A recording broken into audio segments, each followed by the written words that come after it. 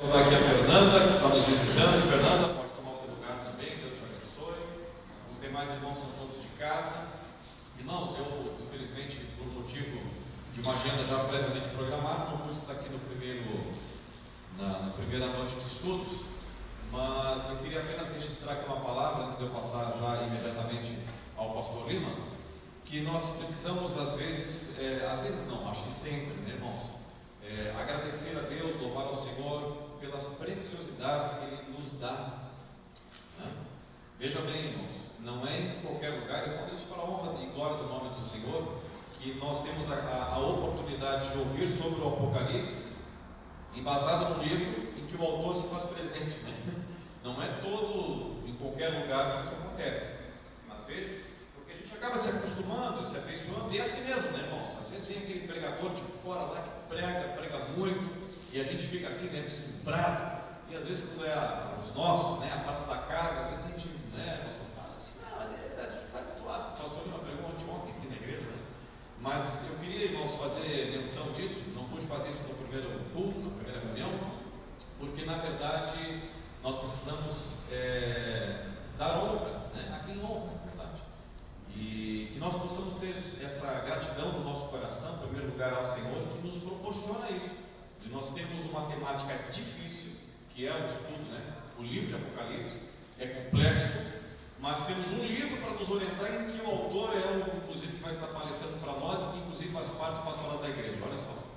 Então, irmãos, eu acho que isso é motivo de louvor e gratidão ao nome do Senhor Jesus. Pastor Lima, tenha bondade, então, que o Senhor possa lhe usar aí mais uma vez, em nome de Jesus.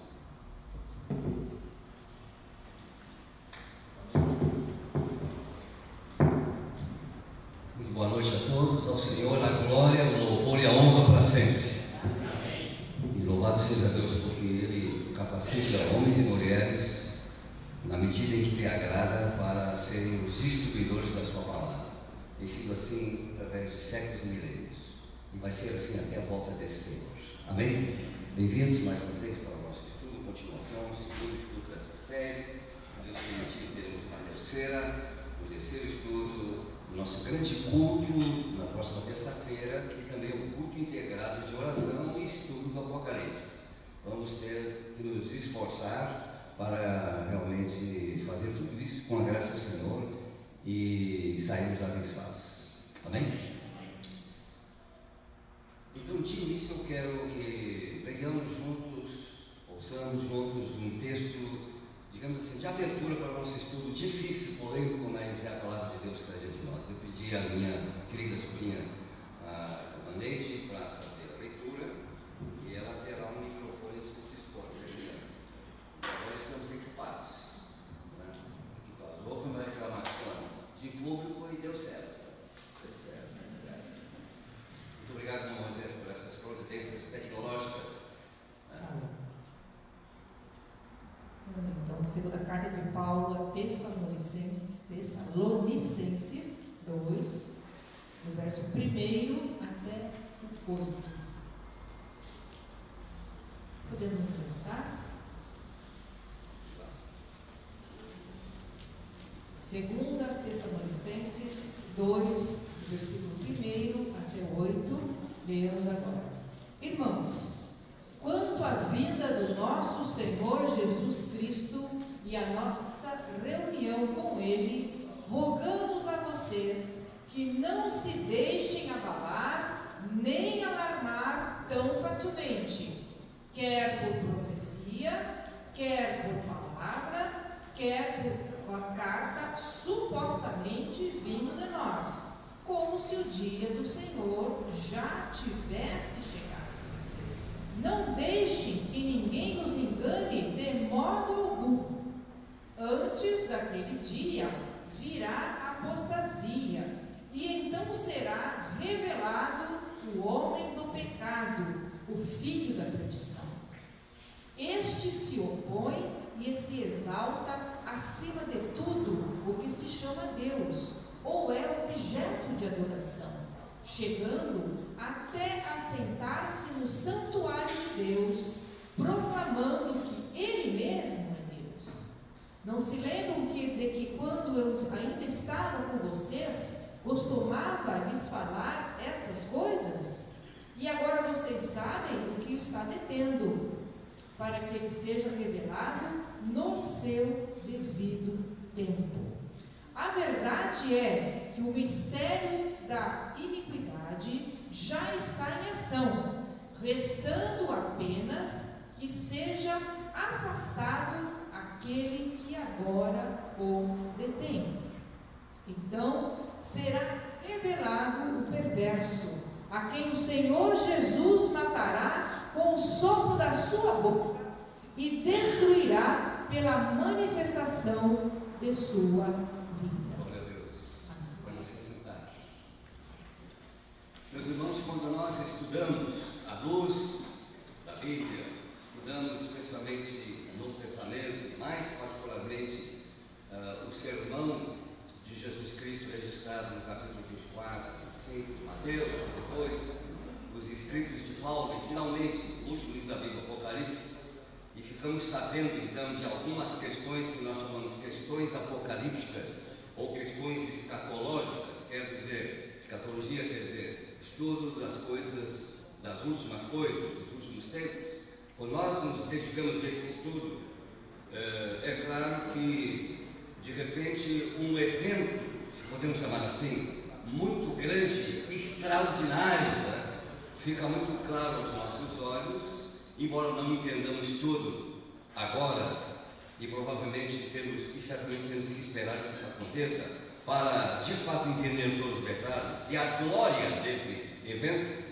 É preciso que a gente tenha em mente que de fato, assim como dizem e ensinam os professores da Bíblia, é verdade, a Bíblia ela fala de Cristo como um evento muito amplo, e os teólogos falam assim, entre aspas, o evento Cristo. E este evento, na verdade, se apresenta e se desdobra em algumas fases.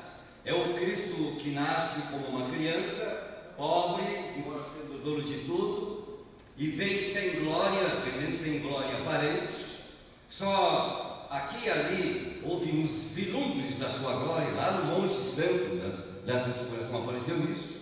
Depois Jesus morre, é crucificado, no meio de dois salteadores, é tido como o principal deles. Depois Jesus ressuscita gloriosamente, e o Apocalipse exalta esse Cristo ressuscitado já no primeiro capítulo, né? Ele morreu, mas ele vive para sempre. E depois, num terceiro desdobramento, se eu posso falar assim, deste evento chamado Cristo, a gloriosa vinda, também chamada a segunda vinda ou segunda volta, o retorno de Cristo. Temos aqui uma temática fabulosa, extraordinária. Mas antes desse grande evento final, que é a manifestação gloriosa do Senhor Jesus, a Bíblia, e muito especialmente Paulo e o Apocalipse, fala de algumas coisas muito sérias. Coisas não, na verdade, fala de um sistema, sobretudo de uma personalidade maligna, que vai aparecer mais forte, intensamente forte, imediatamente antes da volta do Senhor. Assim nós entendemos essas Escrituras. Junto ou ligado a esse sistema anticristo, o Apocalipse fala também de um outro sistema, que na verdade é o mesmo, que se chama a Grande Babilônia. E aí nós temos de novo um tema muito sério, muito abrangente. Então eu me proponho, com a graça do Senhor Jesus e com a ajuda de vocês em oração, que a gente trabalhe hoje nesse estudo esses três tópicos, tanto quanto possível: o anticristo, a Grande Babilônia e, claro, a gloriosa volta de Cristo. Amém? Então vamos começar dizendo e lendo e ouvindo a palavra de Deus, principalmente, primeiramente, sobre o anticristo. Segundo nós entendemos pela leitura dos textos que falam dele, trata-se de um personagem escatológico sob inspiração satânica. É isso, de início é isso. À frente de um sistema totalmente contrário a Cristo e a sua igreja. Por isso já o nome anticristo. Cristo, a Bíblia, é o Salvador do mundo. Ele é, na verdade, o assunto primordial de toda a Bíblia,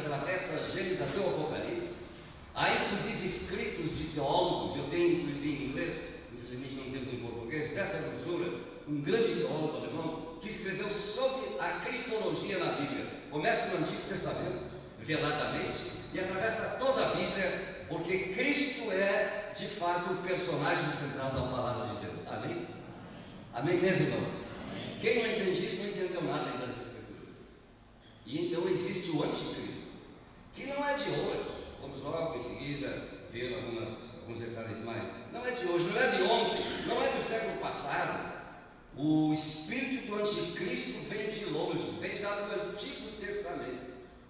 E começa a se revelar mais fortemente a partir da nova aliança, com a instalação do reino de Deus através de Jesus Cristo, Filho do Senhor, e vai se intensificar. Eu uso inclusive um gesto, e o gesto nos ajuda de alguma maneira a nos entender um pouco melhor. Eu uso o gesto do funil. As coisas vão, façam comigo o gesto, por favor, vão se afunilando.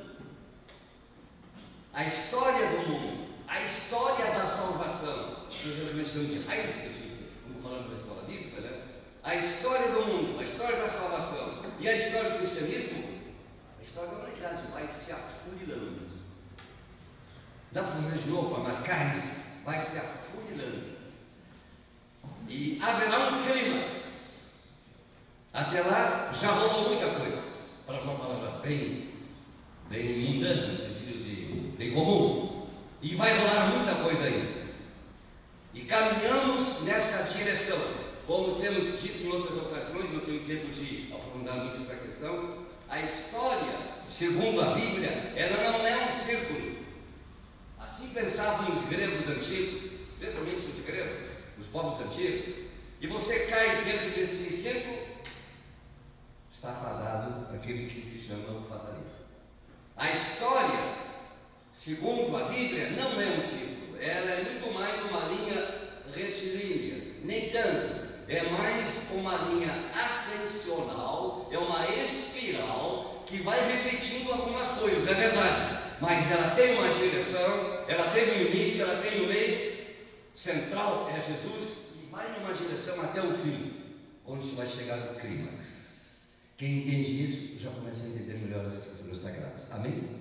Não há nada de fatalismo, nada de determinismo no sentido de que, bem, está espadado a isso para acabar o assunto. Por que nós discordamos do grande psicólogo Freud, analista Freud, nessa questão? Ele é muito determinista. Nós cremos na intervenção de Deus a qualquer momento, em toda a história da humanidade, é o sobrenatural, e Ele tem feito isso lá no passado. Ele faz isso ainda hoje e fará ainda muito mais, certamente, até aquele clímax. Posso ouvir bem? Isso é a história da Bíblia, isso é o que a Bíblia nos ensina. Anticristo. O anticristo, portanto, vem atuando através dos séculos, sempre contrário ao plano de Deus para a salvação da humanidade. Ele é anticristo. Aquilo que tem a ver com o cristianismo verdadeiro, que tem a ver com Jesus e com a igreja do Senhor Jesus, tem a oposição ferrenha do anticristo. Sempre teve. E isso a história está nos mostrando. Olha, só dá uma olhadinha para o passado, e lá pelo ano 168, os historiadores não são muito precisos na data, mas fica por aí. Mais ou menos 168, antes de Cristo, aquele rei sírio, Epifanes, Antigo Epifanes, teve a coragem e ousadia de fazer o quê? Sacrificou um porco, alguns dizem uma porca, no santuário dos judeus, profanando o santuário de Deus. E isso deu origem a uma das guerras mais tremendas daquela época, praticamente no finalzinho do tempo, antes de iniciar o Novo Testamento, a Nova Aliança, antes de Jesus.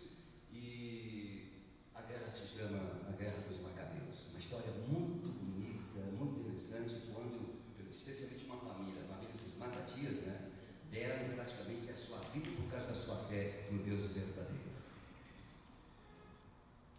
Já eram, assim, por assim dizer, os remanescentes do verdadeiro Israel. Lutaram até oferecer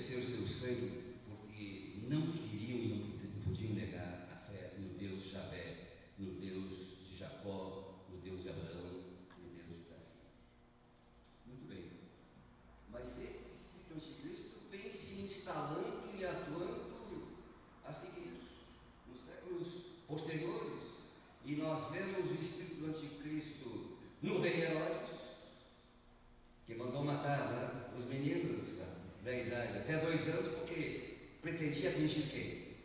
Atingir os meninos. Jesus não pôde.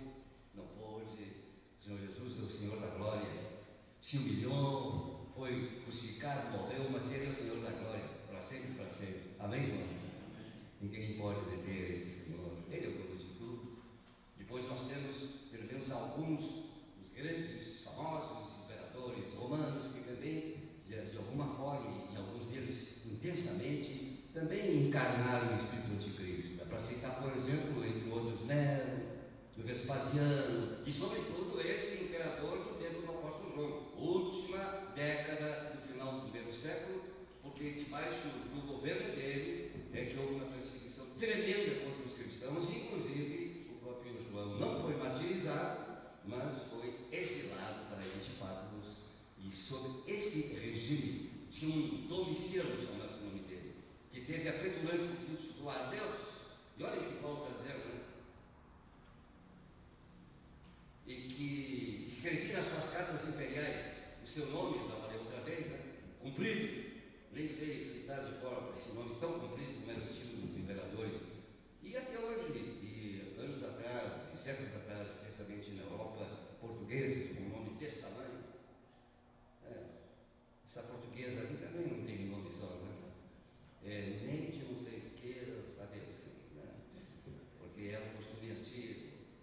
Mas, sobretudo, ele colocava nas suas cartas imperiais Senhor, Imperador e Deus. Tinha até papagaios adressados, ensaiados para quando passavam os sacerdotes, né, do culto romano, pelas províncias romanas, os papagaios ensaiados gritavam: Salve, Ave César! E o nosso Deus. Há documentos que dizem isso para nós. Esse Espírito diz agora o apóstolo João, agora, quer dizer, aqui temos texto. Vamos abrir, não podemos ler todos os textos, levaríamos 2 horas, o tempo é muito precioso. Nós vamos ler o que encontramos a respeito disso no capítulo 2 da primeira carta a João, se eu não estou equivocado, acho que não. 1 João 2,18. E temos microfone móvel, para que, se alguém quiser estar sentado lá no meio, pode usar esse recurso, para que haja participação. Isso é muito importante, interação. 1 João 2,18. Vamos ver rapidamente, por gentileza. Maíra. Filhinhos, é já a última hora, e como vistes que veio o anticristo, também agora muitos se têm feito anticristos, por onde conhecermos que é já a última hora. Ok? E podemos continuar lendo ainda nessa mesma carta de João, isso vocês podem fazer em casa. O apóstolo João, portanto, já falava de muitos anticristos. Ou seja, muitos que tinham esse espírito do anticristo. E acabei de citar alguns. Muitos outros constam dessa negra lista de pessoas que tiveram uma inspiração satânica e, de certo modo, prefiguram o verdadeiro e o último anticristo que vai se manifestar, se assim entendemos bem, imediatamente antes da gloriosa vinda do Senhor Jesus. O anticristo, na palavra de Paulo, 2 Tessalonicenses, capítulo 2, versículos 8 a 9, que acabamos de ouvir, né? O anticristo é chamado de o homem da iniquidade, ou o homem do pecado, porque ele é uma encarnação de Satanás. Assim como o Filho de Deus se encarnou, né, e virou homem, assim também há uma encarnação satânica, que vem de longe, mais uma vez. Mas esse espírito vai se intensificando e será um espírito negativo, satânico, muito forte, imediatamente antes da volta do Senhor Jesus. Ele vai manifestar um poder muito grande, nós vamos em seguida, e daqui a pouquinho, ler sobre isso. Vamos ler Apocalipse capítulo 13, versículo 7. Ele vai perseguir a igreja, que no Apocalipse é chamada de os santos. É preciso observar e registrar que em todo o Novo Testamento a palavra santos é uma palavra até, digamos assim, técnica, para se referir a quem? para se referir ao povo de Deus da nova aliança, que é composto de judeus e não judeus, judeus e gentios convertidos. Existe uma linha de teólogos e que durante, eu falei outra vez, mais de 200 anos vem ensinando assim, os chamados dispensacionalistas, gente piedosa, diga-se de passagem, não é a gente incrédula. E tem o mérito de que eles levantaram de novo as questões proféticas e chamavam o povo para ler a Bíblia de novo. Né? Mas essa linha, entendemos que eles estavam equivocados em algumas questões. Inclusive, eles, entre outras coisas, eles dizem que essa palavra santo de capítulo 13, você já viu capítulo 13, versículo 7, eles dizem que santos aí nesse texto, nesse contexto, refere-se aos judeus, mas não é uma referência. A palavra santo no Novo Testamento é a palavra, entre aspas, técnica, sempre se referindo aos crentes, à igreja. E assim que o nosso família emprega. Em todo o livro de Apocalipse, sempre, é só o livro do livro, emprega sempre essa palavra santos em relação à igreja. E manda a boa, digamos assim, a boa hermenêutica, né? Ou seja, a maneira de interpretar a Bíblia, manda a boa hermenêutica, porque a gente sempre olha para o contexto, não interprete um texto isolado, que aí você vai ter uma ideia também isolada e provavelmente errada. O contexto do Novo Testamento, sempre que usa a palavra santos, refere-se à igreja, aos crentes, sejam os judeus crentes, sejam os gentios crentes. Amém? Agora vamos ouvir então o texto da Bíblia propriamente dito. Capítulo 13, versículo 7. Eu tenho que andar meio correndo, né? Mas os irmãos que têm o livro têm muitos outros textos ali, podem consultar em casa. Foi-lhe dado poder para guerrear contra os santos e vencê-los. Foi-lhe dada autoridade sobre toda tribo, povo, língua e nação. Vocês ouviram dele? Que poder esse anticristo do último tempo vai ter? Um poder que já antes, muito antes, alguns quiseram ter e até parcialmente tiveram. Os imperadores romanos, mais uma vez, alguns deles, de alguma forma, exerceram esse poder. E alguns até abusaram disso. Mas ainda não é o poder do anticristo final. É preciso que a gente entenda isso. Porque as coisas vão se afunilando e vai chegar a esse ápice. Este é um texto da Bíblia, e este é um tópico da Bíblia que nos incomoda e que muitos crentes não gostam de ouvir, mas faz parte das Escrituras Sagradas. A linha dispensacionalista, mais uma vez, diz que esse texto se refere aos judeus, mas no Novo Testamento diz que santos é a palavra, é o título dos crentes em Jesus Cristo, seja de que povo for. Posso fazer um bem para isso? Se você tiver alguma dúvida, consulte a Bíblia e leia o Novo Testamento todinho, você vai descobrir isso. Oi.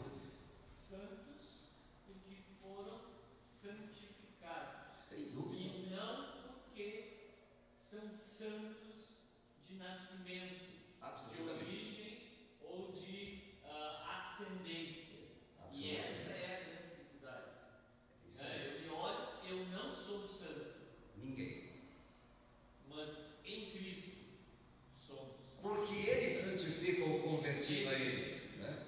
E inclusive ele consegue o seu espírito. Esse é um problema muito sério. Muito bem, avançando. Este anticristo, portanto, terá amplos poderes na terra. Vejam bem, sublinhem bem isso, no campo econômico, no campo político e no campo religioso. Aí precisava ler todo o capítulo 13, não tem tempo de fazer isso. Mas isso vocês podem fazer em casa e eventualmente, posteriormente, podem fazer alguma pergunta até mesmo fora desses estudos. Mas isso que está dizendo a palavra de Deus, e especialmente no livro de Apocalipse. Ele, o anticristo, e o seu sistema anticristão está simbolizado por um número. E aí começa uma discussão infinita. Que número é esse? É o número do anticristo? 666, 666. Os irmãos não imaginam o volume de livros que tem sido escrito sobre isso, em várias línguas, e não se esgota no que já temos, de comentários, de explicações.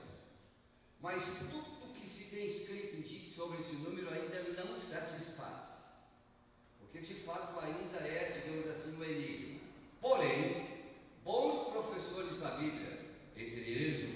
falecido, o Dr. Shed, grande professor da Bíblia, que você precisa do Dr. Led, já falecido, grande professor da Bíblia, que era dispensacionalista, mas depois revisou a sua hermenêutica, grande professor nos Estados Unidos, e depois de muitos estudos se convenceu de que precisava fazer um ajuste.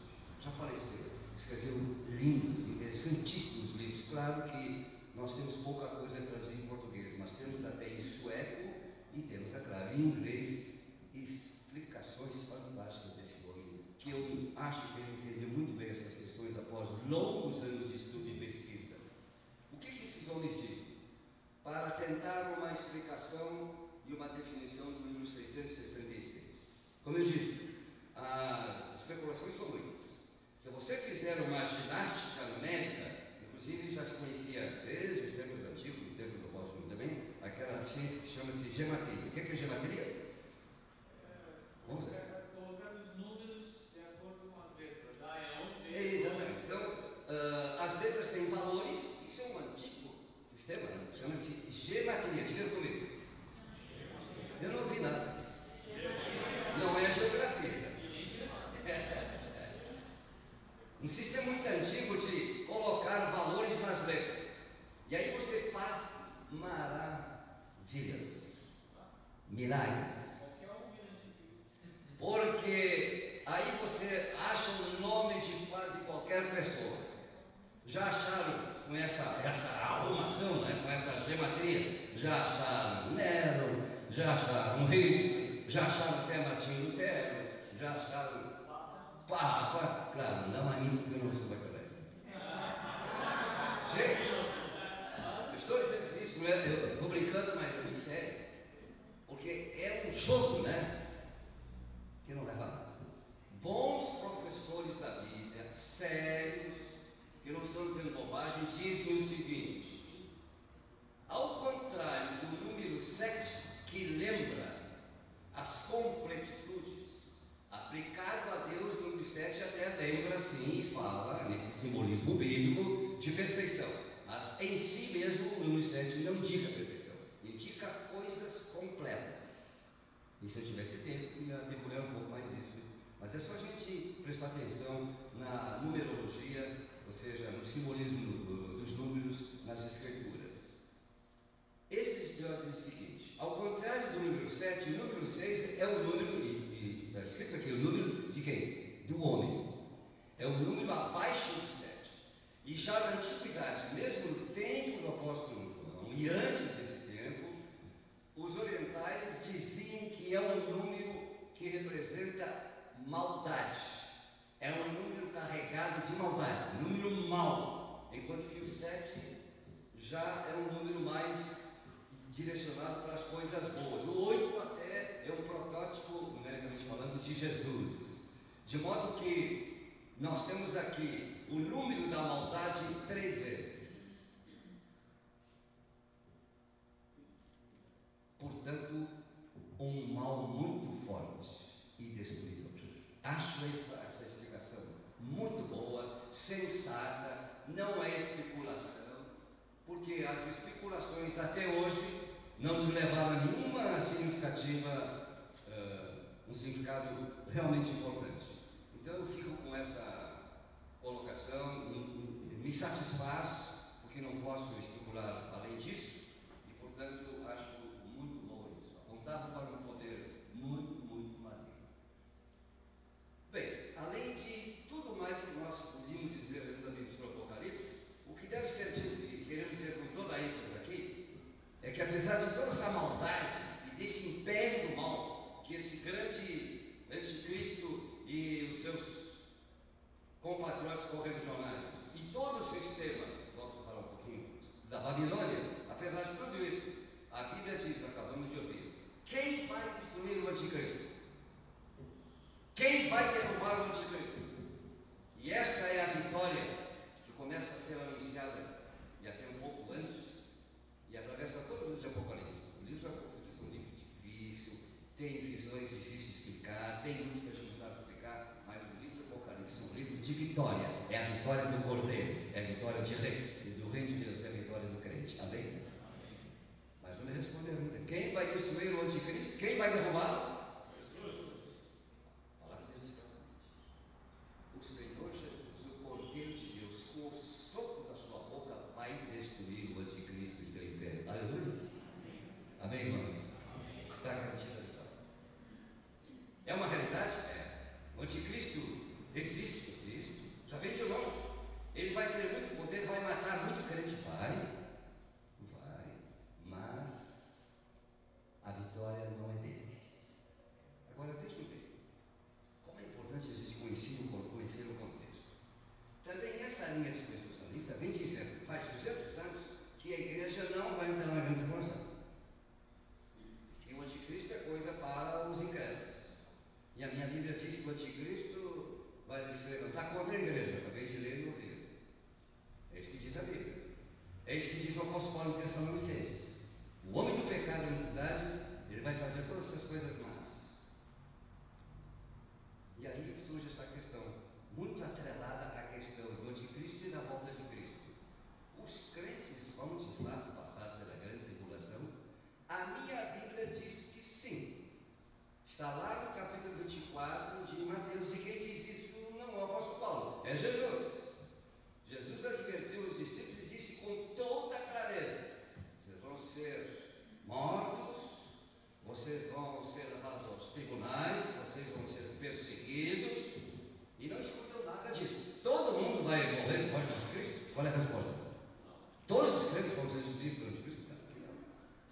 Mas a ideia que o Apocalipse deixa bem clara é que haverá uma grande perseguição no final, porque isso já aconteceu no primeiro século. Porque isso já aconteceu com Estevão.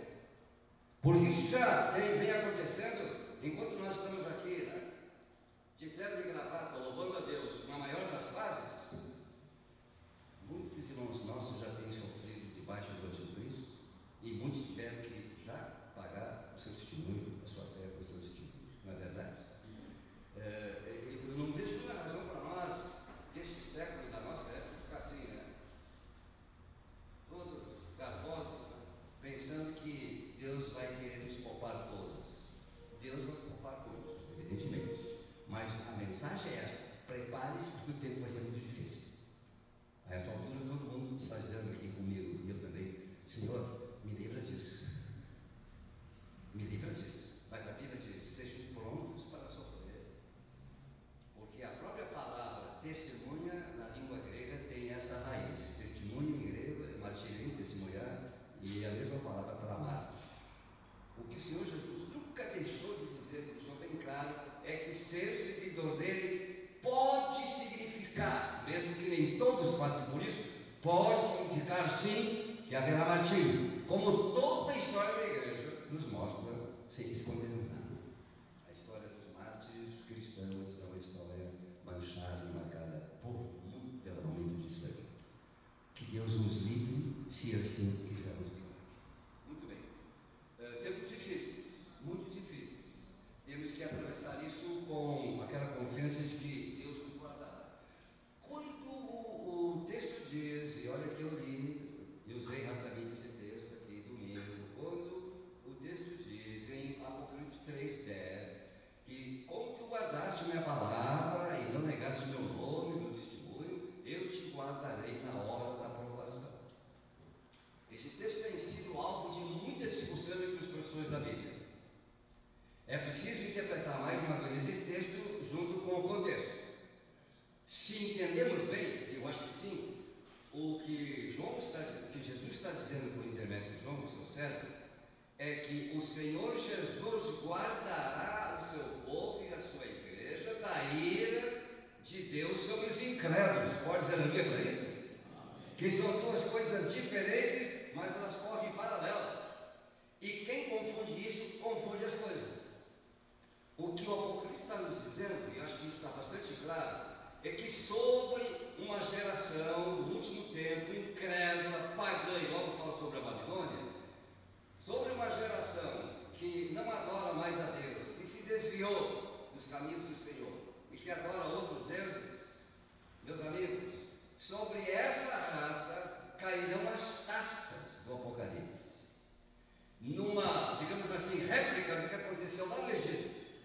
Mas a provação pela qual os crentes vão passar, como já tantos outros passaram, não é ira de Deus, irmãos. Não dá para confundir isso. Quer dizer que quando Deus prova o crente, Deus está derramando a sua ira sobre o crente? Vocês acreditam nisso? Não. São coisas totalmente diferentes. Quem confunde essas duas coisas, você fez uma confusão tremenda. E aí, como é que vai ser isso?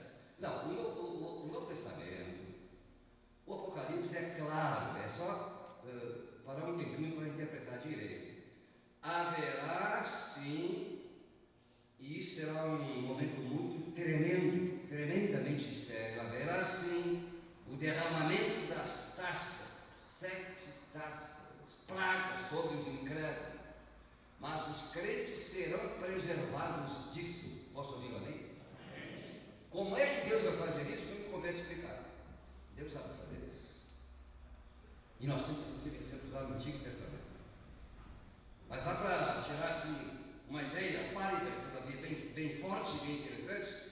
Assim como o Senhor também guardou todos aqueles na casa onde havia a mancha, sinal de sangue no umbral daquelas casas, o primogênito não foi morto.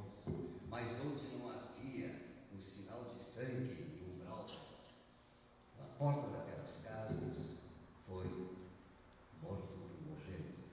Porque Deus sempre soube fazer essa separação e guardar os seus. Amém? Vocês se confortam com isso? Não nos confortamos tanto, né? Porque nós não queremos entrar na tribulação. Mas o que deve ficar bem claro para nós é que vencer no Novo Testamento, no Apocalipse, não é não ser atribulado e perseguido. Vencer é outra coisa. Agora fique um minutinho em pé só para mudar a posição do corpo e leiam comigo e vamos ouvir com boa atenção. Aí nós vamos começar a entender melhor isso. Capítulo 12 de Apocalipse e versículo 11. Marque na sua Bíblia isso. Olha como a palavra de Deus é clara se nós não temos trabalho de estudar o contexto. Há uma vitória. Os crentes são vitoriosos. Mas como assim, pastor? Vitorioso vai passar, inclusive, pela tribulação e corre o risco de ser martirizado. Ouçam o que o Apocalipse está dizendo para nós. Quem lê? Apocalipse 12 e versículo 11. Um versículo que você devia marcar na sua Bíblia. Eles o venceram pelo sangue do Cordeiro, pela palavra do testemunho que deram, diante da morte. Não amaram a própria vida. Esse versículo é tão chave para o entendimento dessas coisas que eu estou falando, que devemos ouvir de novo. Quem lê, um outro irmão ou irmã, lê de novo.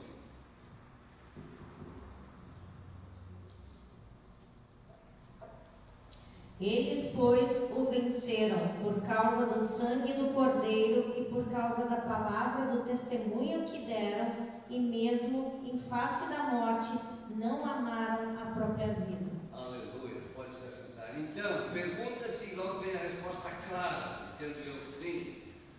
Essa vitória de que se fala aqui é porque eles não passaram pela tribulação e não foram martirizados? Ou é a vitória porque eles venceram, não negando o nome de Jesus e foram até a morte? Qual é a resposta? Qual é a resposta? Isso aí, meus amigos. Não precisa ser teórico para entender isso. Só ler a Bíblia. O Apocalipse deixa clarissimamente claro. Perdoai minha redundância, mas é para você falar. O Apocalipse deixa isso bem claro, que a vitória da igreja, dos crentes em Jesus Cristo, não consiste em não ser perseguido. Muito ao contrário. A vitória da igreja consiste em ser perseguido até a morte e não negar o nome de Jesus. É isso, meu amigo. Ser fiel até a morte. E todos, aí existe unanimidade. Por que parece um assunto tão difícil, praticamente todos os comentaristas que a gente consulta, eles são unânimes nisso. E este versículo, ele tem a intenção de dizer, mesmo que seja preciso morrer para mostrar a tua fidelidade. Que Deus me ajude a mim. Que Deus ajude a todos nós. Porque, como eu disse domingo, e repito, se troca Jesus por qualquer coisa. Não precisa repetir o que eu disse domingo. Não seja profano, diz o autor aos Hebreus. Não seja mundano,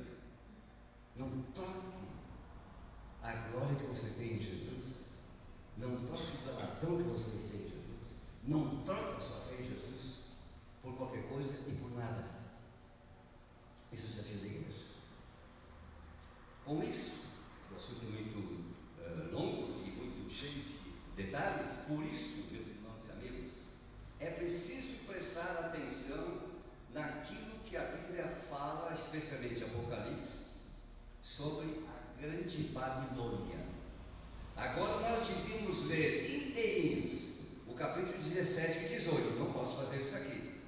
Então, eu recomendo e aconselho que a gente leia esses 2 capítulos em casa com todo o carinho, ou seja, com toda a atenção. Porque esses 2 capítulos, 17 e 18 do Apocalipse, nos falam de um sistema e de uma realidade tremenda que está paralelamente ligado ao anticristo. Praticamente é um sistema só. O que é a grande Babilônia? Versículo 1, 17:1 e 17:15. Esses 2 versículos nós vamos ler. Não podemos ler todos os textos, mas quem tem o meu livro, o livro de minha autoria, tem os textos já indicados. Vamos ver quem quer ler para nós. Capítulo 17, versículo 1 e capítulo 18, aliás, capítulo 17 aí, versículo 15. Pode ler. Veio um dos 7 anjos que tinham as 7 taças e falou comigo, dizendo: Vem, mostrar-te-ei a condenação da grande prostituta que está assentada sobre muitas águas. 17:5. 15. 17:15. Muito bom, que os irmãos podem participar. A tecnologia ajuda, não, pastor? Então o anjo me disse: as águas que você viu, onde está sentada a prostituta, são povos, multidões, nações e línguas. Que coisa boa, que a Bíblia em muitas situações já explica, né? Não tem coisa melhor do que consultar a Bíblia, de ponta a ponta, como recomendam os professores de interpretação bíblica. Não isole um versículo, mas conheça o ensino da Bíblia sobre um assunto em toda a Bíblia. Se for necessário, vá lá para Gênesis, atravesse a Bíblia, para você tirar aquilo que os portugueses chamam de o sumo, né? Você tirar a essência e não começar a fazer especulações e se complicar assim mesmo e os outros também. Olha o texto dizendo claramente: quem é, o que é a grande Babilônia? É todo um sistema, que se pode também dizer assim, de uma civilização totalmente alheia aos princípios da palavra de Deus. Uma civilização que se afastou cada vez mais dos caminhos do Senhor, até virou, em grande parte, apóstata e vive a sua vida prática e até, entre aspas, religiosa, de fé, totalmente fora dos princípios da palavra de Deus. As nações, os povos se corromperam e adoraram outros deuses. Vejam que já no Antigo Testamento esse foi o grande problema recorrente de quem? Do povo. A coisa começou lá. Isso não há nenhuma novidade nisso. Ela é muito antiga. Essa prática de se afastar dos princípios da palavra de Deus soberano e entrar por outros caminhos. E aí vem tudo aquilo que pertence ao reino do anticristo e faz parte dessa grande Babilônia. Esse assunto é tão sério que se a gente der um aperto assim, sabe, verdadeiro aperto, né? Meus amigos, muita gente vai espernear. Porque já nas cartas endereçadas às 7 igrejas, que eu não tenho tempo de elaborar, né, de tratar desse primeiro tempo, já estou pensando se nos permitir, se me der de saúde e os irmãos estiverem dispostos, quem sabe vamos fazer um segundo tempo, amém? Esse amenzinho não chama ninguém, sabe? O segundo tempo, um pouco mais tarde, para a gente examinar especificamente as 7 cartas endereçadas às 7 igrejas, e não somente às 7 igrejas, mas por extensão a todas as igrejas do mundo inteiro e todas as épocas. A gente observa dentro dessas 7 cartas, especialmente, são 7, especialmente 5 delas, Porque se você já leu as 7 cartas, descobriram que só 2 não levaram nenhuma repreensão. Não eram perfeitas, mas não levaram nenhuma repreensão, só elogios. Quais foram as 2 igrejas? A Esmirna e Filadélfia. Porque todas as outras sim, levaram fortes repreensões, advertências e aconselhamento, sempre com a possibilidade de voltar, né? E voltar para o certo. E mesmo tendo caído, se levantar de novo. Tem sido recorrente desde os tempos antigos, lá no Antigo Testamento. E atravessa toda a história, mais uma vez, povos, nações, governantes se entregaram à luxúria, à idolatria e se enredaram significativamente, de uma maneira muito intensa, forte e maligna e maléfica, se enredaram também nas questões religiosas, afastados de Deus, sem nenhum compromisso com a palavra de Deus. Eu lhes pergunto, não é o que nós estamos vendo hoje em nossos dias? Olha a resposta.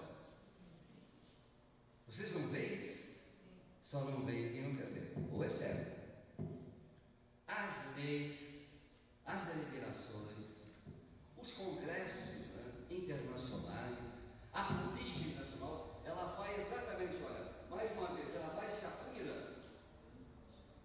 E aquilo que até 30 anos atrás, 40 anos, e não mais do que isso, ainda era tido como, não, isso a ética não permite, isso não pode ser assim. Aquilo que ainda era ensinado às crianças, em termos de respeito às leis e até mesmo em respeito ao Criador, com as divergências que há, inclusive, nas denominações, aquilo que ainda era ensinado tempos atrás nas escolas acabou, a não ser numa escola confessional. Porque a tendência mundial anticristã, diabólica, e dentro desse contexto da Grande Babilônia, é que ninguém se preocupe mais com isso. Cada um cuida de si, Deus cuida de todos, como provérbio, né? Porque as pessoas não acreditam num Deus que cuida de todos. E aquilo que 30 anos atrás, hein? Vamos colocar 40 anos atrás, era absurdo para a sociedade, hoje é mais ou menos normal.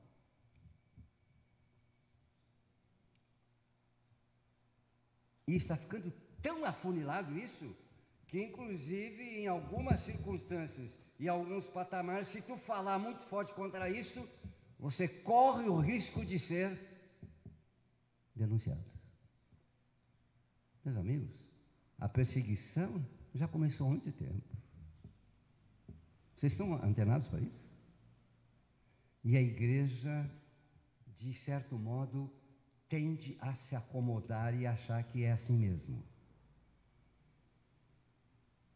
Mas, para adiantar já um pouquinho essa questão, a ordem que se recebe vinda, né, dos céus é esta: sai dela, sai fora disso.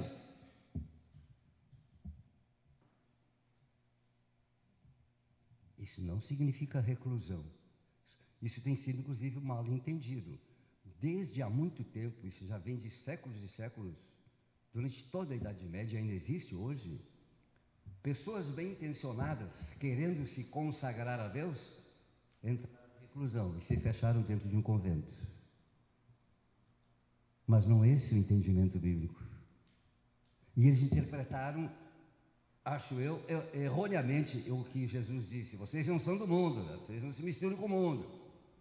Paulo vai dizer mais tarde, na mesma direção: não se acomodem ao mundo, não vos conformeis com este mundo. Mas a história da igreja tem mostrado com muita clareza que a tendência dominante da igreja cristã, chamada cristã, é uma tendência de acomodação, pastor Jorge. Quem nega isso não conhece a história da igreja. A igreja vai se acomodando e vai achando, não, mas é assim mesmo, é natural. E a igreja perde, inclusive, aquilo que alguns estão dizendo, a voz profética. Até porque, se a igreja vai usar mesmo da sua voz profética para qual ela foi chamada, e vai de fato ser uma igreja atalaia e vai colocar a boca no trombone, aí ela vai ser perseguida, e ninguém quer ser perseguido. Eu digo isso com temor e tremor, mas essa é a verdade. É impossível ler o Novo Testamento nessas questões escatológicas, né? E especialmente é impossível ler o livro de Apocalipse e não entender que é isso que eu estou dizendo, porque é isso que ele diz. Por isso as 7 cartas. Arrepende de onde caíste, você perdeu o primeiro amor. Tem gente, diz Jesus, a uma daquelas igrejas, que anda na doutrina de Balaão. Vocês andam nessas coisas de feitiçaria.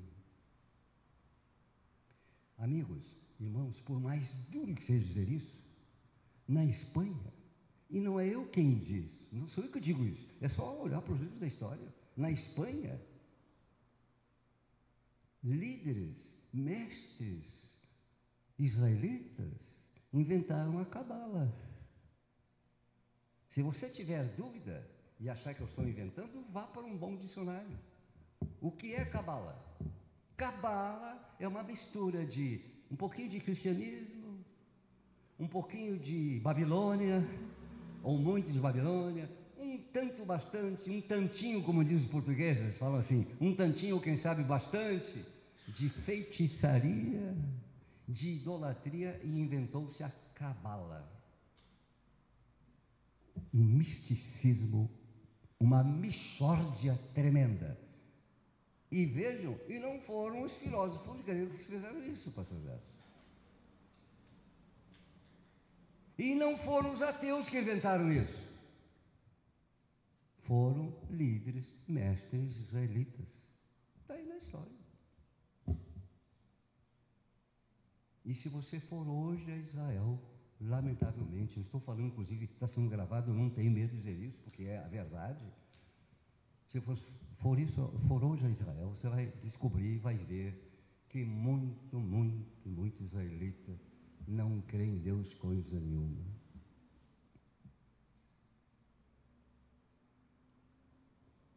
Caíram da fé, mas não atiramos pedras neles. Todos nós corremos o risco de cair da fé. Que Deus nos ajude. Posso ouvir amém?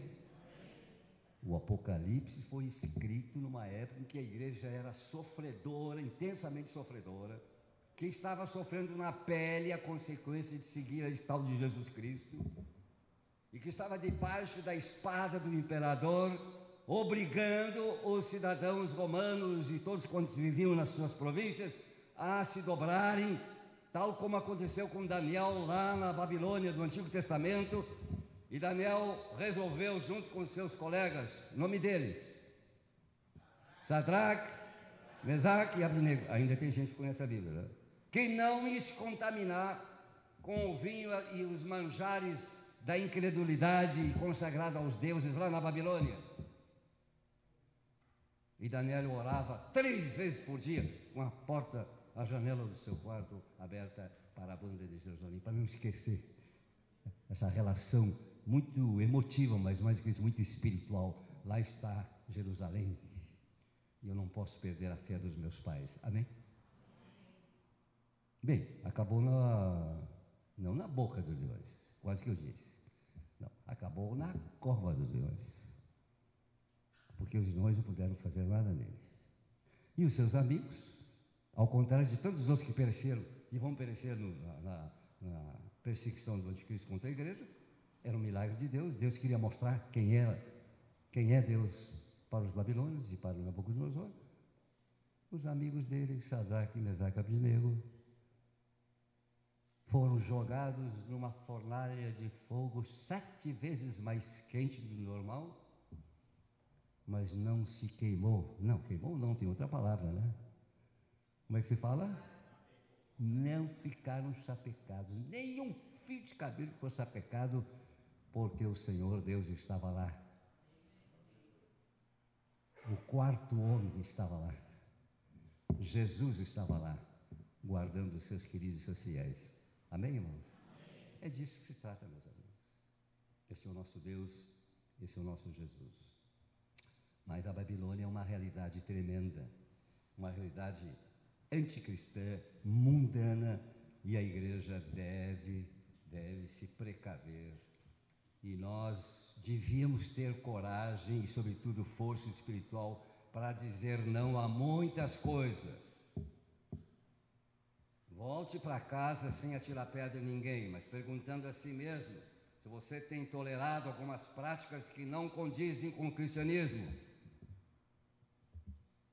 Você tem coragem de dizer ao diretor da sua escola, o diretor da escola, que seu filho não vai participar dessas festas chamadas Halloween?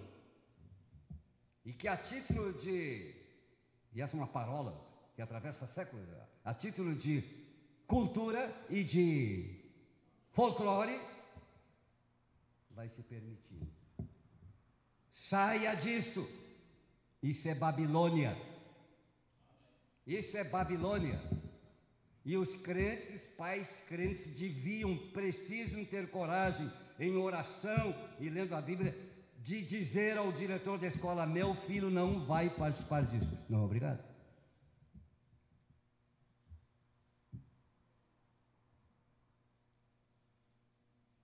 E o jogo? E a tal da rifa? Ih, pastor, está sendo muito exagerado. Meus mestres missionários suecos me ensinaram, não participe disso.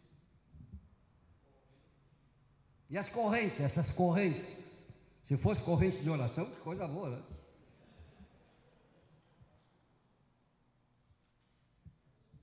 E as novelas? E por aí afora.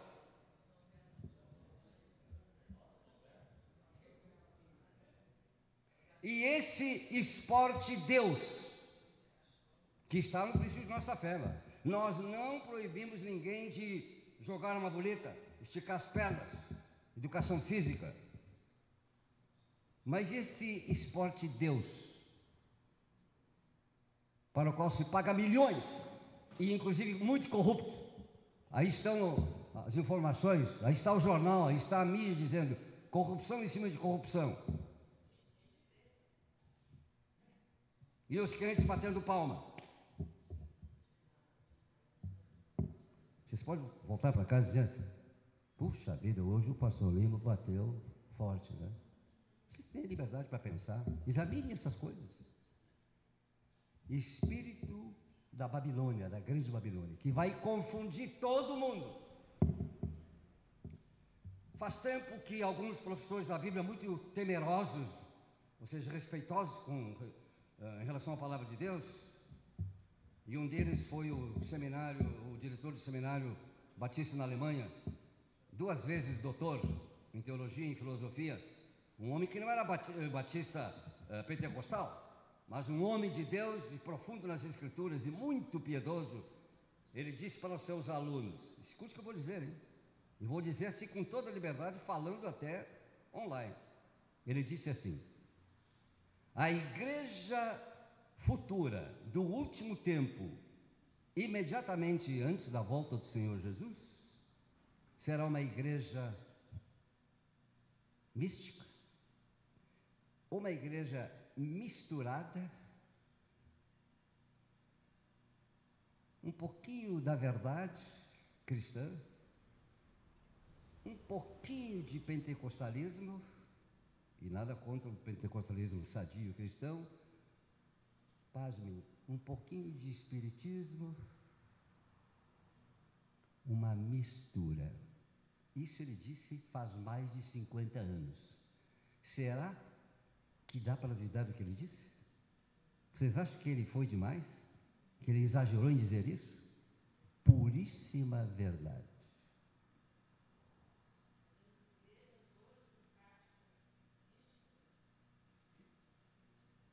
O púlpito não é mais púlpito da palavra de Deus.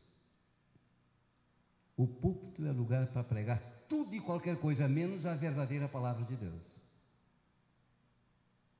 E as pessoas saem dizendo: oh, que palestra. As pregações em muitos púlpitos viraram autoajuda, preleção de autoajuda, mas não pregação da palavra de Deus. Eu estou falando isso com temor, que eu sou pregador da palavra de Deus. E muita bobagem se diz por esses púlpitos Brasil afora e mundo afora. Quando eu digo bobagem, eu me refiro àquelas coisas que não têm fundamentação na palavra, não tem base bíblica. E muitos no meio do povo batem palma. Irmãos, que Deus nos ajude como igreja, Betel. Se Deus permitir, agora, no mês que vem, vai comemorar 94 anos de evangelização, de trabalho. Não somos únicos. Tem muita igreja cristã, graças a Deus. Tem muita igreja que não é do nosso nome, da nossa nação, e é fiel à palavra. Graças a Deus por isso. Mas como eu estou falando para a nossa igreja Betel, e fazendo esse estudo para nós, para mim e para todos nós, igreja Betel, devemos pedir a Deus: Senhor, ajuda-nos e guarda-nos para sermos a tua igreja. Posso ouvir um amém? Porque esta é a igreja que vai ser arrebatada. Agora nós vamos ter uns 8 minutos de um cafezinho, fazendo uma pequena pausa, porque agora em seguida, voltando, vamos falar sobre a coisa mais linda de todas essas coisas que eu falei, que é a volta gloriosa do Senhor Jesus Cristo. Vamos lá, aproveite esses 8 minutinhos, porque ainda temos boas coisas para ouvir.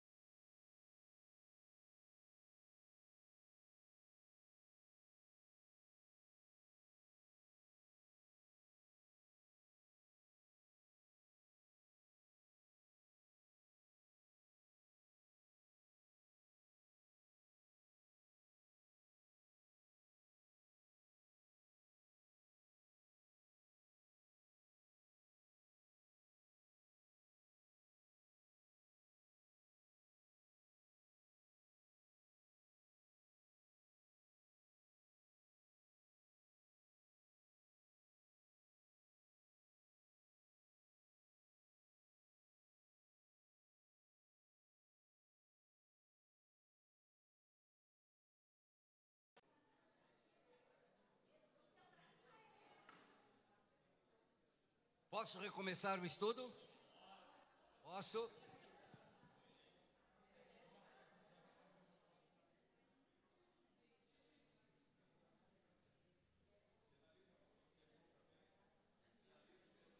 Terminou o café. Que bom que terminou, né?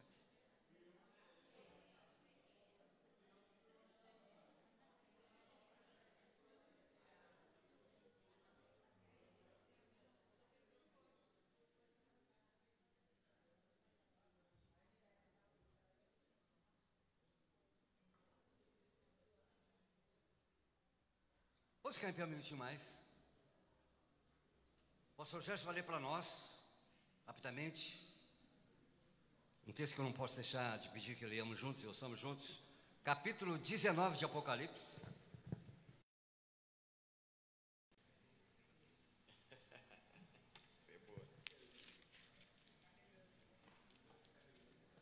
Todos acomodados de novo? Capítulo 19 de Apocalipse. Não vamos ler todo o capítulo, evidentemente deveríamos, não podemos fazê-lo. Podemos, mas não vamos fazê-lo por causa do nosso tempo. E vamos começar lendo a partir do versículo, deixe-me ver, do versículo 11, por favor, acompanhe. E marque esse texto na sua Bíblia. Vi os céus abertos e diante de mim um cavalo branco, cujo cavaleiro se chama Fiel e Verdadeiro.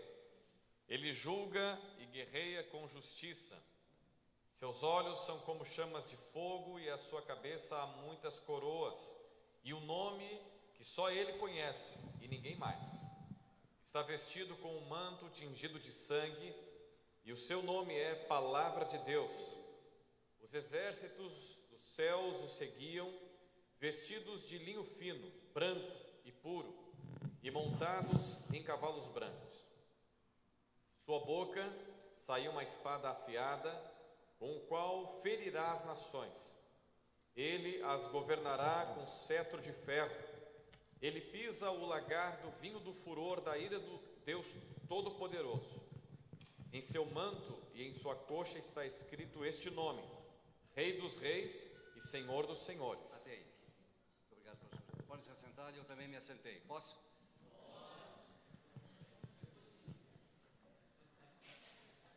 E assentando-se, ensinava os seus discípulos. Apocalipse 1:7. Eis que vem com as nuvens, vamos dizer juntos? Eis que vem com as nuvens, e todo olho o verá. Este evento chamado Cristo, que começa com o seu nascimento, repito, por uma questão pedagógica, que é morto e depois ressuscita gloriosamente, e mais tarde também é recebido nos céus. Interessante que as igrejas batistas e outros não comemoram tanto, não falam tanto na ascensão de Cristo, né? Mas é algo muito extraordinário. A ascensão de Jesus devia ser um pouco mais falada, porque pertence também a esse evento Cristo. Amém? Imagina se Jesus não tivesse voltado para o lugar de onde ele veio. E exatamente enquanto Jesus estava sendo elevado aos céus, e enquanto alguns assistentes, né, e que tiveram o privilégio, que privilégio, né? Vocês já pararam para pensar nisso? O privilégio de ver o mestre querido. Minha esposa disse indo embora, né? Eu não quero usar essa expressão. Voltando para o seu lugar de origem. E de repente uma nuvem o ocultou. E enquanto eles estavam olhando, esses que viram esse ato, eu não sou muito fantasioso de mente, mas às vezes eu fico assim imaginando. Ô irmã Delta, faz uma pintura aí, pinta o Jesus subindo aí nas nuvens. Não pinte, pode virar objeto de adoração. Meus irmãos, que momento extraordinário.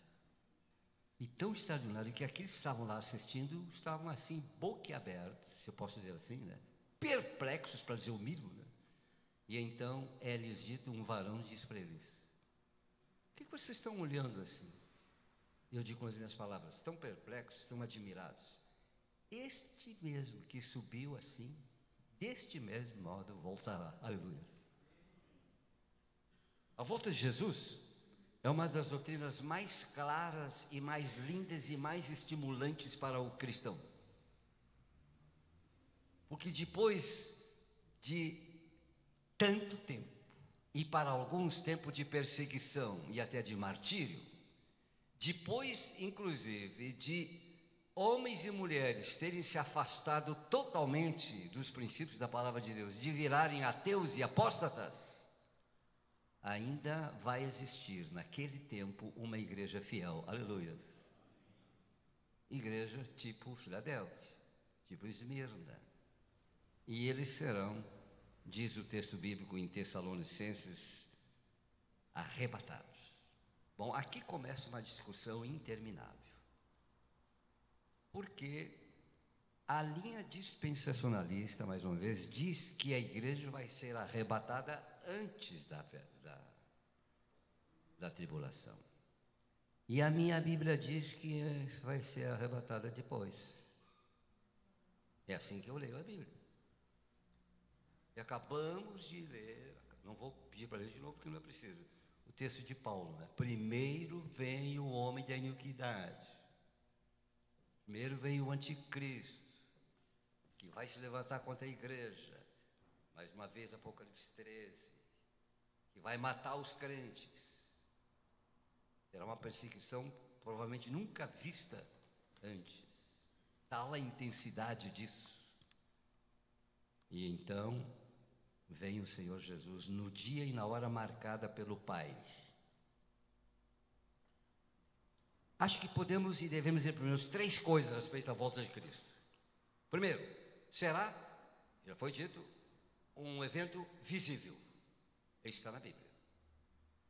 Eu sou da época, e respeitosamente e até temerosamente eu digo isso aqui, online, eu sou da época em que professores da Bíblia ensinavam que primeiro Jesus vai vir ocultamente. Muitos de vocês foram ensinados assim.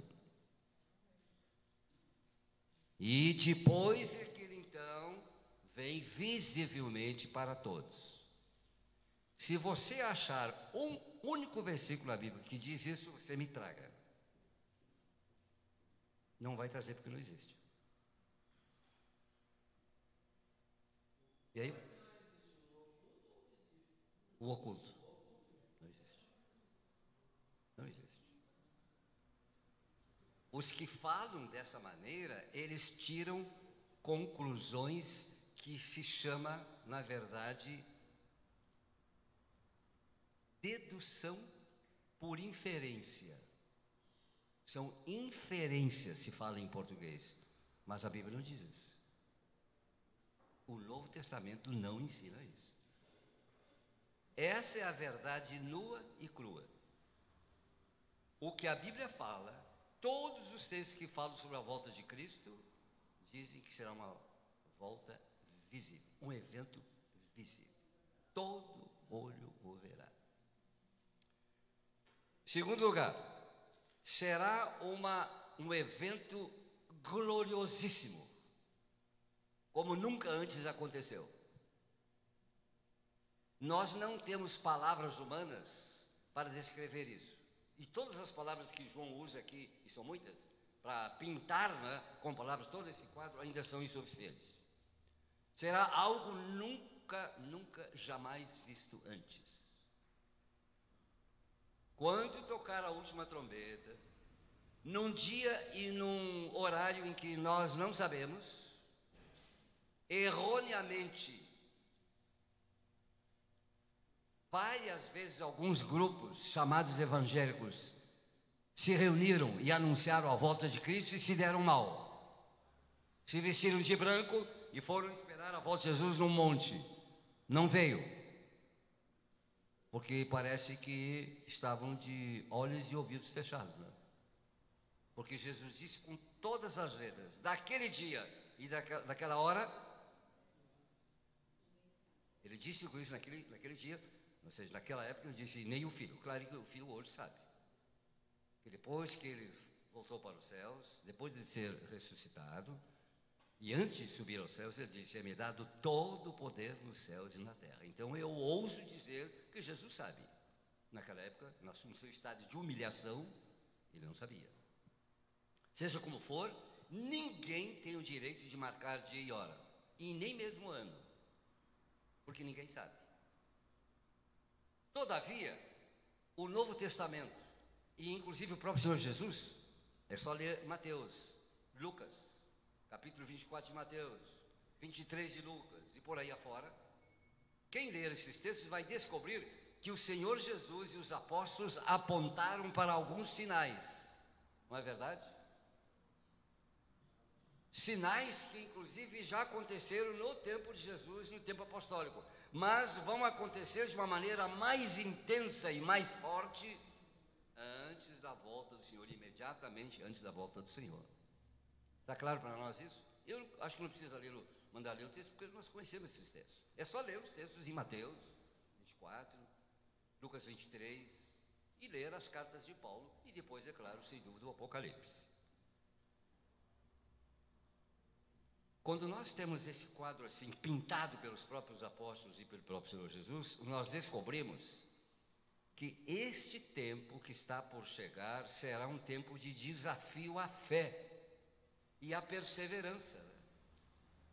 E será um tempo tão difícil, assim, bem perto da volta do Senhor Jesus, que Jesus disse que se esses dias não forem abreviados,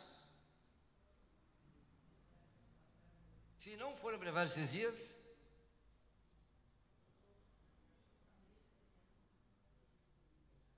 não se suportaria.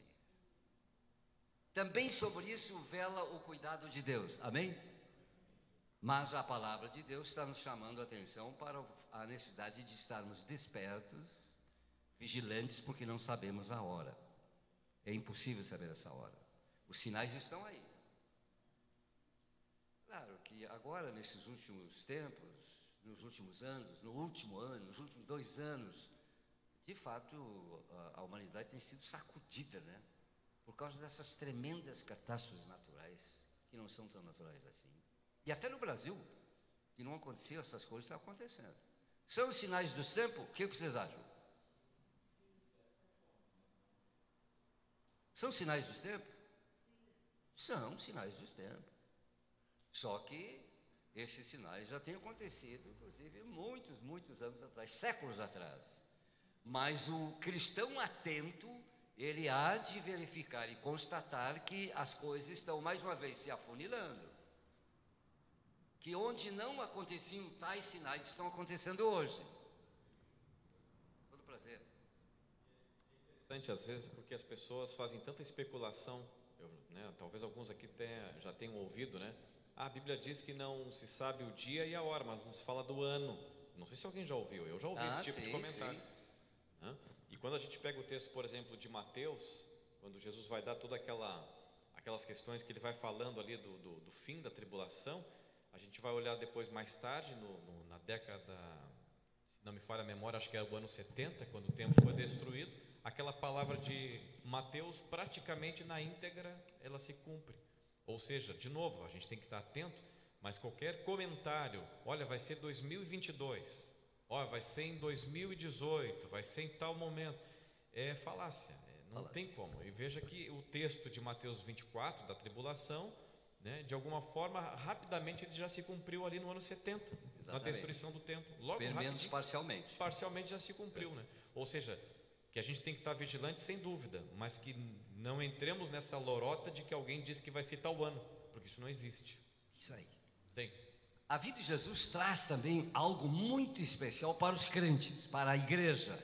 É o que está escrito, e como é um texto curto, podemos ler ainda, se vocês têm ainda um tempinho para essa finalização. Filipenses capítulo 3, versículos 20 e 21, nos fala desse momento, exatamente por ocasião da volta do Senhor Jesus, acontecerá esse verdadeiro milagre, que é o que Paulo está dizendo em Filipenses capítulo 3, versículos 20 e 21. Filipenses 3, 20 e 21. Vamos lá, palavras bem claras do apóstolo Paulo. A nossa cidadania, porém, está nos céus, de onde esperamos ansiosamente o Salvador, o Senhor Jesus Cristo, pelo poder que o capacita a colocar todas as coisas debaixo do seu domínio. Ele transformará os nossos corpos humilhados, tornando-os semelhantes ao seu corpo glorioso. Glórias a Deus. Acabou-se a enfermidade. Acabaram as dores de coluna. Não é brincadeira. Acabou-se o câncer. Todas as mazelas do nosso corpo, porque com a vinda do Senhor Jesus, os crentes serão transformados. E isso Paulo está dizendo também em 2 Tessalonicenses, capítulo 2. É uma das grandes e mais lindas esperanças do cristão. E quando o Senhor Jesus voltar, haverá arrebatamento e transformação. Amém? Não temos que explicar que corpo glorioso é este. Paulo dá umas dicas lá no capítulo 15, né, de Coríntios, para tirar algumas dúvidas de gente que estava duvidando disso, mas ainda não explica tudo, porque realmente não se pode explicar tudo. Mas devemos ficar com esse ensinamento da palavra de Deus, que na volta do Senhor Jesus haverá transformação. Todos os crentes serão transformados. E inclusive, como o nosso Deus é um Deus de ordem, eu não me canso de falar isso, primeiro, quem é que é arrebatado? Mas não todo tipo de morto. Os mortos em Cristo. Isso é chamado em Apocalipse a primeira ressurreição. Os mortos que morreram na fé em Jesus Cristo, milhares e milhares, inclusive, claro, os mártires, vão ter preferência. Não me pergunte por quê, não tenho que explicar isso. E não é questão de idade, né? Vão ser arrebatados, levantados. Depois, diz o apóstolo Paulo, teve uma revelação muito especial sobre isso, né? Os que estão presentes naquele dia vão também subir. Vão vencer a lei da gravidade. Porque quem criou a lei da gravidade é maior do que a lei da gravidade, não é verdade? Vão subir e vão se juntar a todos esses crentes do passado que morreram e a todos os crentes vivos naquela ocasião. Alguns dizem, eu preciso aqui em 5 minutos ainda tentar explicitar isso. Alguns dizem da linha dispensacionalista que aí eles vão para o céu, um lugar no céu, não é? E vão ficar um tempo lá, falam até de 3 anos e meio, não tenho tempo de entrar nesse detalhe, e depois eles voltam. E aí então será a volta visível. Não vejo isso no Novo Testamento. Não tem nenhum texto que explique isso. Para mim é invenção daqueles teólogos lá do século XIX, no grupo de Plymouth. Porque eu não leio isso no Novo Testamento. O que eu leio no Apocalipse, juntando os textos de Paulo, é que, ao que tudo indica, e aí eu peço para o Flávio, você pode dar uma corridinha rapidinho assim, que eu não pude passar lá na tela, o desenho.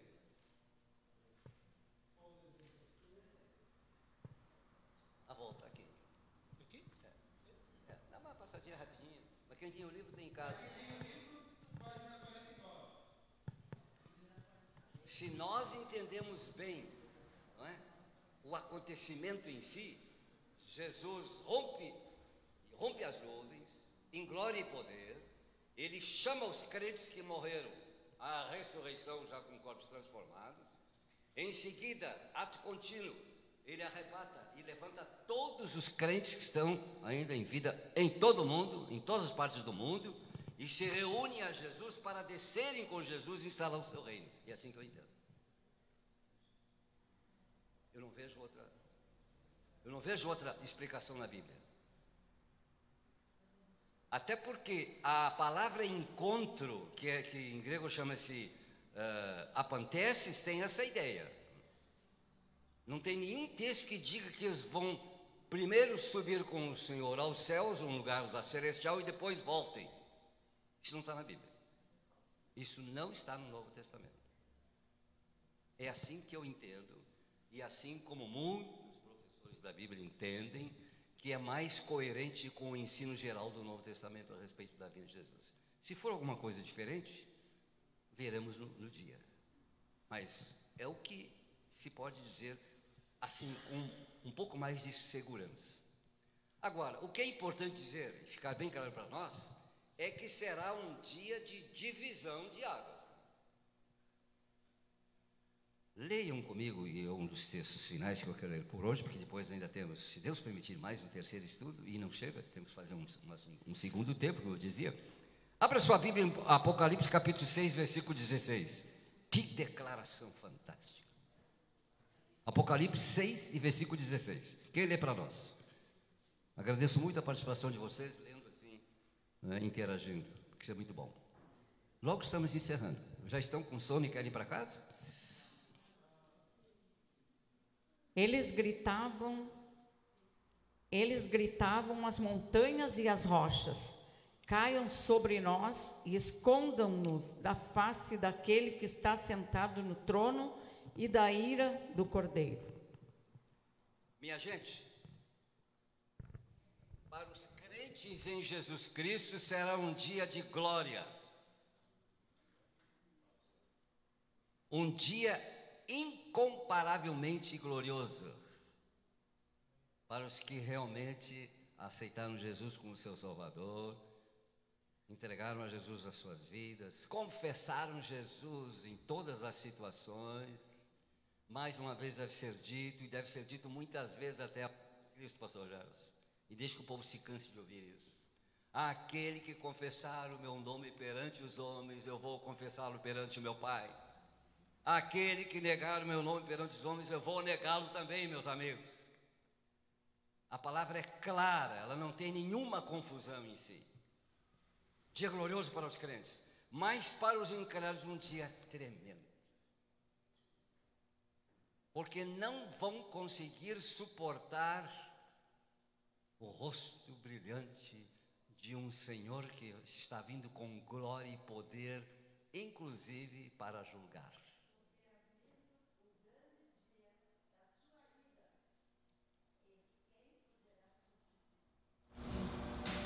Nós devíamos pregar mais sobre isso, pastor Jeff. Nós devíamos pregar mais sobre isso. Aliás, acho que foi a segunda vez que eu estive na Suécia, e um irmão me perguntou: pastor Lima, claro, falou comigo em sueco, e lá nas igrejas do Brasil falam ainda bastante sobre a volta de Jesus? E eu disse: nem tanto, agora não tanto, porque quando eu era menino falavam mais. Eu me lembro que os missionários suecos falam muito sobre isso, né? Muito. Eu me criei, minha esposa, debaixo dessa pregação. Seguidamente falavam isso. A volta do Senhor dos senhores e Rei dos reis é o maior acontecimento de todos os séculos. Nós não temos ideia do que vai ser isso, gente. Abrir-se-á um clarão que todo mundo verá. Se eu disse antes, eu não sou muito fantasioso de mente, mas se eu posso assim ativar as asas da imaginação, embora isso seja assim um irrompimento muito rápido, e aí é a interpretação do breve, porque esse breve foi mal interpretado, né? É outro problema. Breve Jesus vem, não veio já faz 2000 anos, e aí o pessoal ficava debochando da mensagem, interpretaram mal, né? Não é questão cronológica, não é dias e anos, é o momento em si. Quando chegar esse dia, ele vem.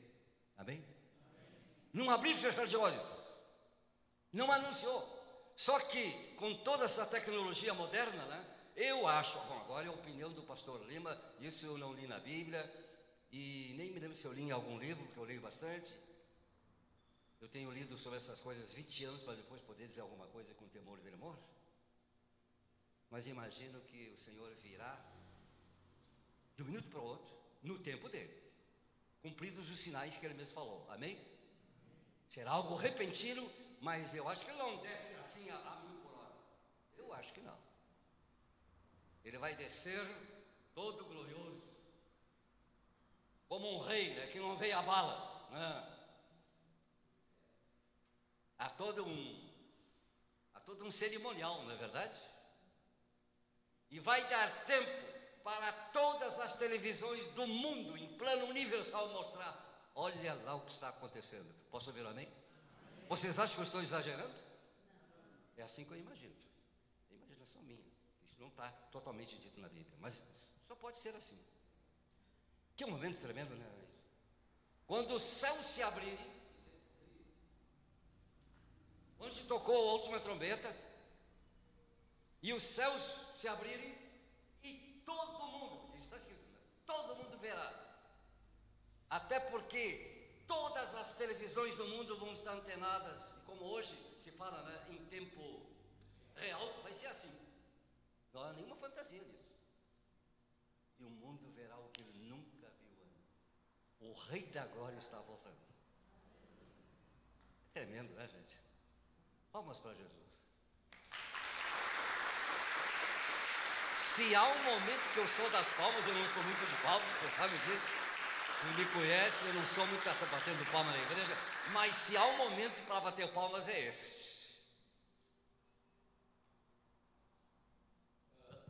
Nós tivemos oportunidade de ver em tempo real a destruição da segunda torre em Nova York. A primeira não, mas a segunda já estavam focados e nós vimos em tempo real. Então não tem grande, não precisa forçar muito. Não.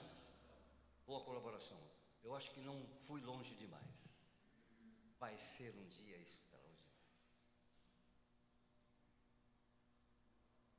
Que nós estejamos prontos, que a nossa família esteja pronta, que os nossos amigos estejam prontos, porque eu encerro então esse tópico dizendo o que Jesus disse: como ninguém sabe a hora e o dia, estejam vigilantes, porque é aí que se cumpre. Então é como um ladrão que vem sem anunciar. Não vem assim no sentido de que vem a qualquer hora. Não, não é isso. Se for mal interpretado, pastor Jacques. Primeiro tem que se cumprir os sinais. Primeiro uma demanda, né, de coisas que vão acontecer. Mas quando ele vier, vai ser algo repentino. Isso está escrito. E aí não dá tempo mais para se preparar. É o caso da ilustração das virgens. A palavra de Deus se explica a si mesma. Essa parábola está escrita e foi escrita para isso, para nos chamar a atenção. Não é para se ficar trabalhando cronologicamente, mas a questão de estar preparado. Não dá tempo para ir comprar azeite na venda. Não dá. Tem azeite ou não tem? É crente ou não é crente? Tem Jesus ou não tem Jesus? Confessou ou não confessou? É sério, né? Que Deus nos ajude. Amém. E aqui eu tenho que encerrar. Mas se Deus permitir, voltaremos terça-feira para mais um estudo nesse tema tão fantástico e tão sério, tão problemático, mas também nem tanto. As coisas que nós precisamos saber e ouvir, acho que estão claras, relativamente claras. Vocês não acham? E aquelas coisas que não é para a gente entender agora, a gente não entende e não se preocupa com isso. A gente vai entendendo as coisas assim, gradualmente. Já entendo hoje bem melhor algumas coisas que eu não entendia 50 anos atrás, até porque eu era um guri, era jovem. E não entendo tudo e não sei tudo, mas algumas coisas eu compreendo melhor. E Deus vai iluminando as nossas mentes através da palavra que nós vamos estudando juntos. Eu dou 5 minutos para alguém que tiver uma pergunta bem objetiva e bem interessante. Se eu puder responder, eu respondo. Senão eu faço como o meu velho professor de seminário que dizia assim, quando me perguntar: eu te respondo na próxima reunião. Alguém tem uma pergunta bem objetiva, assim, bem... Ou será que eu fui tão claro, tanto quanto possível, para essas questões abordadas aqui?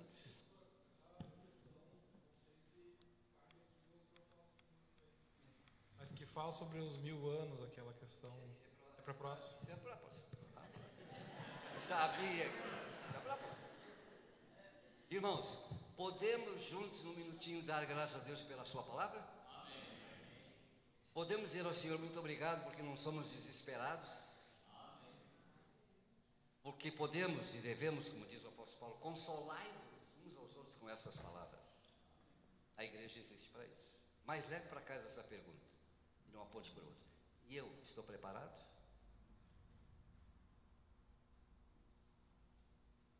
Cada um responda para si.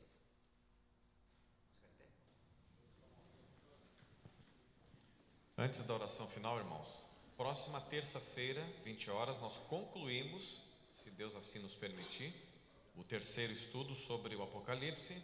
Lembrando que na próxima terça-feira também é o nosso culto integrado de oração, é o momento que as congregações vêm no primeiro semestre para estarem conosco. Nós vamos ter momento de louvor, próximo culto é um pouco diferente da formatação que está acontecendo, né? Exatamente, que nós vamos ter aí a participação do coral, nós vamos ter os nossos obreiros, né? Então, preparados para isso, tá? E também, irmãos, lembrando que dia 14, ou seja, no próxima terça-feira, então nós temos encerramento do estudo, culto integrado de oração, e veja bem, é culto integrado de oração, porque no dia 13 inicia a campanha dos 40 dias, então nós vamos iniciar, juntamente todos, né, dia 13, porém no dia 14 é o nosso culto da unidade para, vamos dizer assim, nós aqui da Igreja Betel estamos iniciando a nossa jornada de 40 dias de jejum e oração também aqui na igreja. Próximo domingo nós vamos dar todos os avisos necessários para que os irmãos que podem ainda jejuar façam isso, mas os momentos de oração, porque no meio dos 40 dias nós teremos a semana das primícias de oração, que a igreja fica aberta, das 8h30 às 20h30, uma semana encerrando com vigília. Então, a partir de segunda-feira vai ter uma intensidade forte aí de oração em nome do Senhor. Amém? Podemos orar juntos com as mesmas palavras? Não é reza. Orando juntos, Senhor, Tu vens, a Tua volta é certa. Em meio a tantas provações, depois de tribulações, depois de fortes provações, Tu virás. No dia glorioso da Tua gloriosa volta, prepara-nos, ajuda-nos, levanta o Teu povo, Senhor, fortalece a Tua igreja, levanta pregadores poderosos na palavra, que nos ensinem a Tua palavra mais e mais,